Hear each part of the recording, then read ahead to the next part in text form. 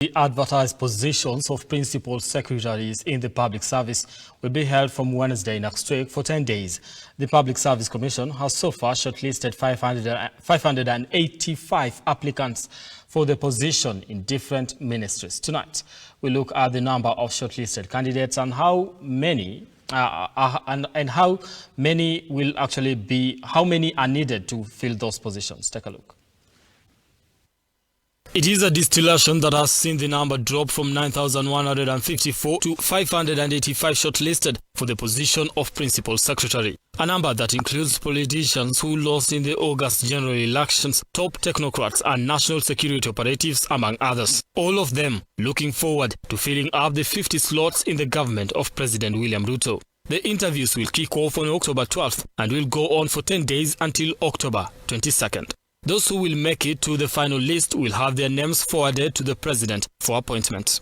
According to the Public Service Commission, the Commission will conduct selection interviews at its head office in Nairobi and therefore forward the list of successful candidates to His Excellency the President for consideration for appointment as Principal Secretaries in accordance with the law. At first, the list had 477 applicants, and a day later, the Public Service Commission added 108 names to the list of Principal Secretaries candidates, pushing the total number of shortlisted applicants to 585. The PSC says the reason for adding more names to the list is to deepen regional and gender inclusivity. The PSC said in a notice, the Commission has reviewed the number of shortlisted candidates in order to deepen inclusivity with regard to gender, the marginalized and minority groups, the youth and persons living with disabilities in accordance with Article 232(1) of the Constitution. The addition of extra applicants has opened a can of worms as rejects in the 2022 polls seek to get favor in the eyes of the man they campaigned for. Among the 108 additions are former nominated Senator Isaac Mwaura and former nominated MP David Ole Sankok, former Ambassador to Pakistan Professor Julius Bitok, former Samburu Governor Moses Lenol Kulal, former Nairobi Deputy Governor Jonathan Mweke, as well as former Kisii Deputy Governor Joash Maangi.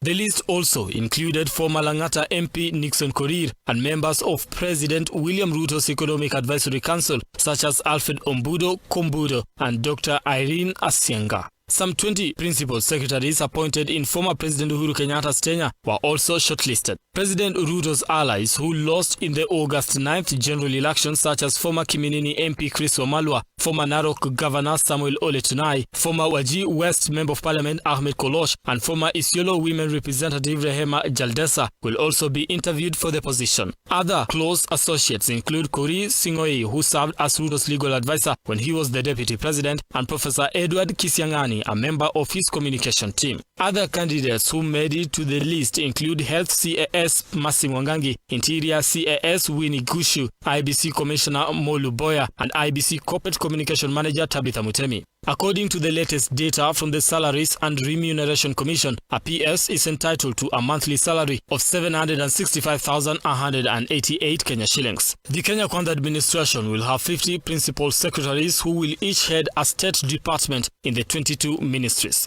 with 6 ministries which include mining, trade, the Ministry of Education, Lands, the Ministry of Roads, and the Ministry of Interior, each expected to have 3 principal secretaries. The Ministry of Defense will have only 1 principal secretary. Members of the public have also been invited to give credible information of interest on any of the 585 shortlisted candidates on or before Tuesday, October 11th. Brian Amuai, Look Up TV, Nairobi.